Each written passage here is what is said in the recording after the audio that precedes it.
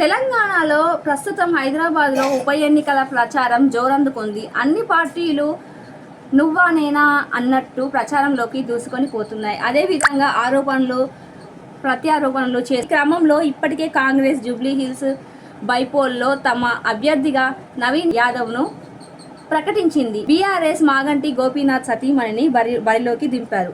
Jubilee hills bypoll ఎన్నికల ప్రచారంలో పాల్గొన్న నవీన్ యాదవ్ మాట్లాడుతూ ఎమ్మెల్యే మాగంటి గోపీనాథ్ మరణించడం అనేది దైవ నిర్ణయం అంటూ వెటకారంగా మాట్లాడారు. ఎలక్షన్స్ అనేది 5 సంవత్సరాలకు ఒకసారి వస్తుంది, కానీ ఇది 2 సంవత్సరాలకు వచ్చిందంటే ఇది దైవ నిర్ణయం.